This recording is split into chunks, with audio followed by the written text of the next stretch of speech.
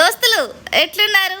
ఇక ముచ్చట ఏంటంటే ఈ ముచ్చట అయితే దాదాపుగా అందరి ఇళ్లలోనూ ఆడవాళ్ళు ఫేస్ చేసే ముచ్చట.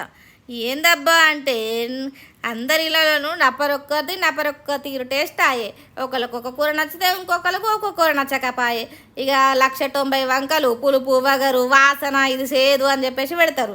ఇక మా ఇంట్లో అయితే నాకు చిన్న రొయ్యలు అంటే మస్తు పానం అబ్బా. చిన్నప్పుడు మా గంగమ్మ మస్తు అంటే గప్పని చెప్పి ఫిదా అయిపోయినా అల్లం వెల్లిపాయ అయితే మస్తు కంపల్సరీ కావాలి. ఉల్లిపాయ పచ్చిమిర్చి అట్లా ఫ్రై చేసి చిన్న రొయ్యలు కూడా అందులో చేసి 5 మినిట్స్ అట్లా సిమ్లో పెట్టినాం అనుకోండి, ఆ వాసనకే కడుపు నిండిపోతుందా అనిపిస్తుంది అబ్బా.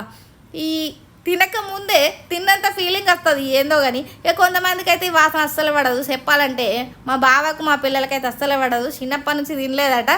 ఇక ఆ వాసన ఇక అట్లనే కంటిన్యూ అవుతా అన్నట్టు. నేను వండేటప్పుడు వాళ్ళు ఇంట్లోనే ఉండరు, బయటికి వెళ్ళిపోతారు. వచ్చేలోపు వండాలి. దగ్గరికి తొక్కు లెక్క అండి నాకు గిట్ల వాళ్ళని ఫేస్ చేసి